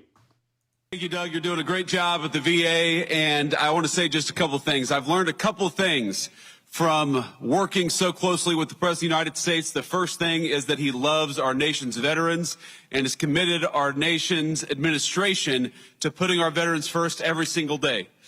And the second thing I've learned about the President of the United States is that he really hates when somebody who's speaking before him goes on for too long. And so with that in mind, I have prepared a very brief and very inspiring 1 hour and 45-minute speech on this beautiful Veterans Day out here in the cold. But let me just give three very brief messages. Welcome to the Wake Up America show, guys. It's been a fun morning, and I'm hopeful and optimistic even that you guys benefited from it. If you did, here's my ask. We didn't unlock the second phase of the bonus content. That's okay. Well, I wanted you guys to play the game so that you see how they operate. But at first we were unlocking them at the same time, but I really wanted to make it a little bit more of a special thing. So we didn't unlock phase 2 of the bonus content, and that's okay. But if you haven't already, please do visit the Grift Shop. It's time to do that Christmas shopping, guys. And how much do you think that somebody in your life would love getting a box of Thomas's Painkiller? The other day at my meeting for the Sons of the American Revolution, I shouted out my coffee, Thomas's Painkiller, and they were all laughing so hard. So just think about the look on your loved one's face if on Christmas morning or what have you, maybe Thanksgiving, you get to share with them a box of Founding Flavors coffee. Get some at forlibertyshop.com. That's the number 4libertyshop.com. Participate in the Agora, like Agora Greg, who says the DOJ needs to stop disarming veterans and they love them so much. Amen, Agora Greg. And welcome to the show. I think that's the first time I've seen you comment, bud. We'd love to have you come back and join us. If you haven't already, Greg, click the follow button before you leave today so that you'll get a notification whenever we go live, which is 5 days a week here, Monday through Friday, 7 to 9 a.m. Central Time. As we exit, we don't exit through the gift shop, we exit through the Grift Shop. So visit thegriftshop.com, get yourself a box of Founding Flavors coffee, and be like Joel Ledamore. Get yourself a nice embroidered hoodie or something for somebody that you love in your life. There's a lot of nice things for the ladies there as well. So if you have a lovely Liberty lady in your life, maybe you're lucky enough to have a redheaded libertarian wife like I do, but if you're not that lucky, then head over to forlibertyshop.com and get her something nice. We have some jewelry, Viva la Libertad Carajo, necklaces, tights, shirts, all kinds of fun things. And we'll see you guys, I guess today's Wednesday. So tonight, Liberty Tonight, at rumble.com/Liberty Tonight. Don't forget to have fun with Brian Piotr tonight and join him at rumble.com/Liberty Tonight. And I'll see you tomorrow on the Wake Up America show. And what network is that on, guys? What is the network on? Can we get it in the chat? What's the name of the network? Does anybody know? Just to have a really full plate of content, Agora Greg. Well, we appreciate you joining us, bud. Hope to see you again soon.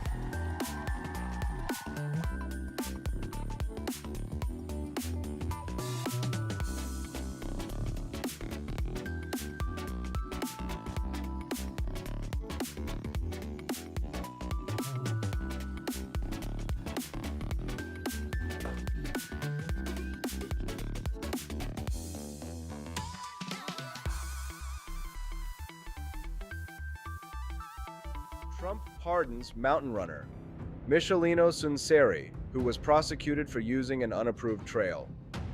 The decision is consistent with the president's avowed concerns about overcriminalization in federal regulations. In an unbelievable twist that even Hollywood couldn't write, mountain runner Michelino Sunseri announced on Facebook yesterday, "I woke up this morning to find out I've been given a presidential pardon from Donald J. Trump." Thus ends what Sunseri facetiously described as the trail trial of the century, his prosecution for taking an unauthorized route while ascending and descending Grand Teton in record time last year. Sunseri's case attracted attention as an example of overcriminalization. In particular, the ways that general statutes authorizing criminal penalties interact with a sprawling federal regulatory code to entrap people who break the law without realizing it. That description pretty clearly applied to Sunseri, who provided the evidence that led to his prosecution by posting a map of his 13-mile Grand Teton route on social media. On his way down, Sunseri briefly took a quarter-mile path known as the Old Climbers Trail that had been used by 6 of 7 previous Grand Teton record holders. As Cato Institute legal fellow Mike Fox noted in March, tour guides who charge hefty sums frequently lead hikers up the same route, which Wyophile described as a historic trail so well used that it's become a skinny single track. The National Park Service, NPS, nevertheless considered that trail closed, although it notified the public of that designation only via 2 small and ambiguous signs that could easily have been misinterpreted. As the NPS saw it, Sunseri therefore had violated 36 CFR 21B, which says a park superintendent may restrict hiking or pedestrian use to a designated trail or walkway system. It adds that, leaving a trail or walkway to shortcut between portions of the same trail or walkway, or to shortcut to an adjacent trail or walkway in violation of designated restrictions, is prohibited. The regulation says nothing about criminal penalties, which are separately authorized by 16 U.S.C. 5551. That law says violations of rules and regulations governing the use of public and national forests shall be punished by a fine of not more than $500 or imprisonment for not more than 6 months, or both. By authorizing prosecution for agency-defined offenses, Congress has created a bewildering situation in which the average American cannot reasonably be expected to know when he is committing a federal crime. The Code of Federal Regulations is so vast and obscure that even experts can only guess at the number of criminal penalties it authorizes, at least 300,000 they think. Many of these regulatory crimes are strict liability offenses, meaning that citizens need not have a guilty mental state to be convicted of a crime, Trump noted in a May 9th executive order. This status quo is absurd and unjust. It allows the executive branch to write the law in addition to executing it. Trump said federal prosecutors generally should eschew criminal charges for regulatory violations based on strict liability and focus on cases where the evidence suggests the defendant knowingly broke the rules. Trump also instructed federal agencies to explicitly describe conduct subject to criminal punishment under new regulations and prepare lists of regulatory violations that already can be treated as crimes. After Trump issued that order, the NPS, which initially recommended Sunseri's prosecution, reconsidered, saying a plea deal offered by the government, which included a 5-year ban from Grand Teton National Park, as well as a fine, amounted to an overcriminalization based on the gravity of the offense. But federal prosecutors in Wyoming, where that park is located, were undeterred. They proceeded with a 2-day bench trial that ended on May 21st. After U.S. Magistrate Judge Stephanie Hambrick found Sunseri guilty in September, prosecutors offered to drop the case in exchange for 60 hours of community service. The U.S. Attorney's Office described that retreat as an evolution of what is right, saying the decision was made to preserve prosecutive and judicial resources while upholding the best interests of the public and the justice system. Hambrick was irked, telling Ed Bushnell, one of Sunseri's attorneys, "It's an interesting message you send to the public. If you whine and cry hard enough, you get your way." But she said she would not decide whether to accept the belated deal until after a hearing on November 18th. Trump's pardon obviates the need for that hearing, and contrary to Hambrick's take, it sends a positive message. Unlike his pardons for Capitol rioters, corrupt public officials who abused their powers for personal gain, allies in his fight to overturn the results of the 2020 presidential election, or other supporters with dubious cases for clemency. Sunseri's pardon is consistent with Trump's avowed concern about overcriminalization, which was also reflected in his May 28th pardons for 2 Florida diving instructors who were convicted of federal felonies after they freed sharks they mistakenly thought had been caught illegally. Sunseri's prosecution provoked criticism from 2 members of the House Judiciary Committee who saw it as inconsistent with Trump's executive order. President Trump instructed all federal prosecutors to prioritize civil and administrative remedies over criminal enforcement where conduct was unintentional, non-harmful, or gained no advantage. Repstar Harriet Hageman, RWIO, and Andy Biggs, RARIS, noted in a July 17th letter to Stephanie Sprescher, the acting U.S. Attorney for Wyoming. After Sunseri was cited for using a prohibited trail, Hageman and Biggs said, "He took responsibility for his actions, expressed regret, and volunteered to help officially close the alternate path, which receives regular foot traffic." They said the decision to prosecute him anyway appears to be a prime example of the problem of overcriminalization. Biggs cited Sunseri's case when he introduced the Mens Rea Reform Act of 2025, which applies to federal statutory or regulatory offenses that lack an explicit standard regarding the defendant's state of mind. The bill would require prosecutors in such cases to prove that the defendant knowingly met each element of the offense. The Pacific Legal Foundation, PLF, which assisted Sunseri's defense, welcomed Trump's pardon. "We are thrilled that Michelino's nightmare is over, but we're not done fighting against unconstitutional regulations that give low-level park officials the power to criminalize harmless conduct," said PLF attorney Michael Poon. "We are ready to help other Americans who face criminal prosecution for breaking park rules that were illegally created."